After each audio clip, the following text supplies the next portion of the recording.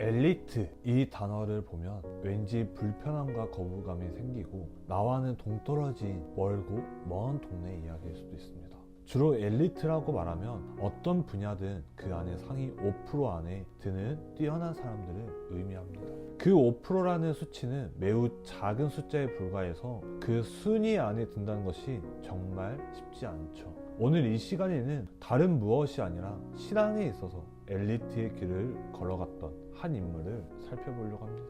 그는 하나님의 부르심을 받기 전에 그리고 받은 후에 한결같이 흔들림도 없이 하나님을 믿고 그 말씀에 순종하면서 민족을 이끌어간 지도자입니다. 충분히 우월감이나 교만, 여러 유혹에 빠질 수도 있었지만 그 상황 가운데서도 처음부터 끝까지 아무런 요동도 없이 하나님을 경외한 모습만 보이는 인물입니다. 과연 성경 인물 중에 이러한 사람이 몇 명이나 있었을까요?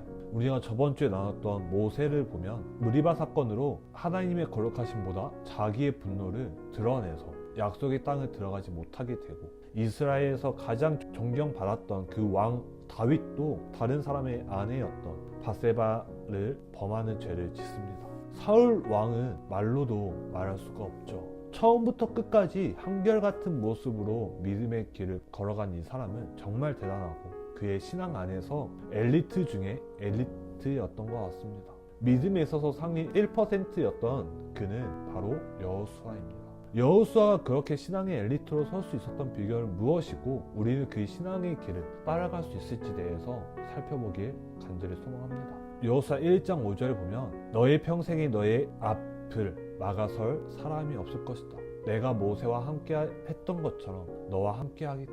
너를 떠나지도 않고 너를 버리지 않겠다. 하나님께서 모세의 뒤를 이어서 여호수아를 이스라엘 지도자로 세우면서 하신 말씀이죠. 여호수아야, 두려워하지 말아라. 내가 너와 함께 할 거고 너를 대적할 사람은 아무도 없을 거야. 내가 모세와 함께 했던 것처럼 말이야. 여호수아는 하나님께서 모세와 함께 하셨던 것처럼 너와 함께 할 것이라는 그 말씀을 듣자 마음이 놓아집니다. 그는 모세의 곁에 꼭 붙어서 하나님이 모세와 어떻게 함께 하셨는지 똑똑히 보았던 인물이죠. 말씀에는 여호수아를 모세의 수종자라고 말합니다. 즉 모세를 주줄 따라다니며 수종을 드는 자였죠. 모세가 왜 그를 지명했는지 여호수아가 스스로 모세를 따르며 수종을 들었는지를 알 수 없습니다. 분명한 것은 최선을 다해서 모세를 따랐다는 것입니다. 출애굽기 32장 1절부터 6절과 출애굽기 32장 17절의 성경을 보면 금송아지 사건이 나옵니다. 이집트에서 빠져나오고 모세가 하나님의 계명을 받기 위해서 시내산으로 올라가죠. 그런데 아론과 이스라엘 백성은 금세 못 참고 금송아지 우상을 만들며 심각한 죄를 범하고 맙니다. 여호수아가 이 순간에도 죄의 자리가 아니라 모세를 따르며 그가 하나님께 계명을 받았던 은혜의 자리를 지키고 있었습니다. 출애굽기 33장 11절에는 여호와께서 얼굴과 얼굴을 마주하여 모세에게 말씀하셨다. 사람이 자기 벗에게 말한 것 같았다. 그런 다음에 모세는 진영으로 들어왔다. 그의 사중꾼 여호수아 곧 눈의 아들인 젊은이는 그 천막에서 떠나지 않았다. 이후로 여호수아는 모세 곁에서 그가 하나님과 친구처럼 이야기하는 것을 계속 지켜봤습니다. 성경은 그 은혜를 사모하면서 주의 회막을 떠나지 않은 여호수아의 모습을 기록하고 있죠. 이처럼 여호수아는 모세가 살아있는 모든 날 동안에 그의 곁에 머물며 모세가 하나님의 명령에 어떻게 반응을 하였는지, 하나님께서 그의 모세와 어떻게 함께 하셨는지 가까이 보고 경험을 하죠. 하나님이 모세에게 임하실 때마다 그 임재와 위대하심을 봅니다. 이것이 여호수아가 흔들림 없이 끝까지 신앙의 엘리트로 설 수 있었던 첫 번째 비결, 즉 은혜의 자리를 사모하며 그 자리를 지니는 것입니다.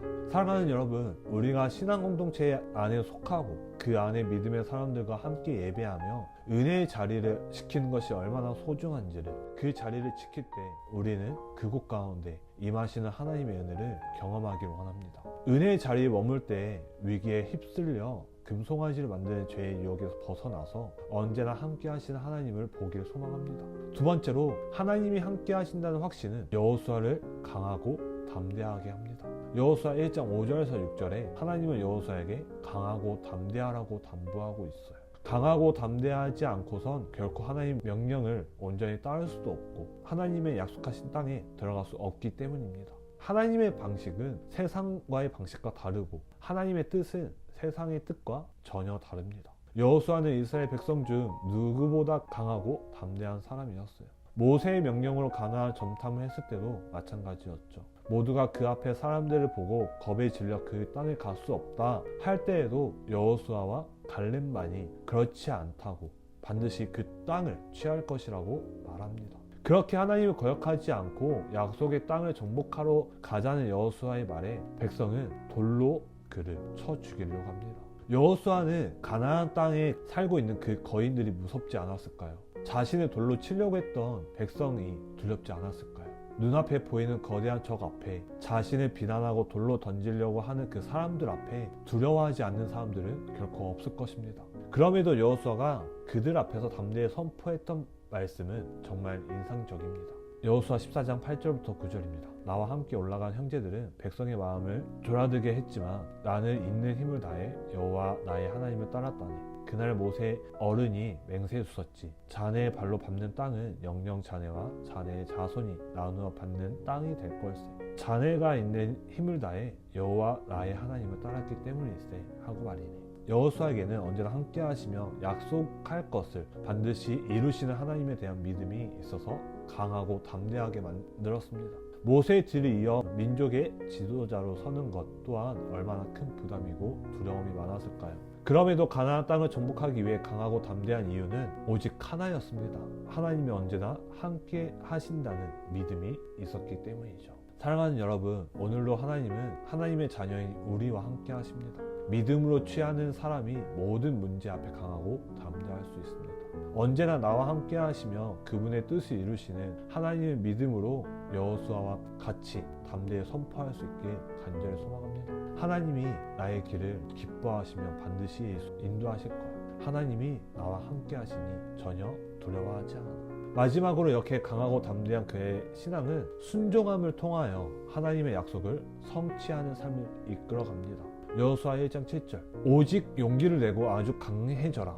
내 종 모세가 너에게 명령한 모든 가르침을 잘 지켜 실행해라.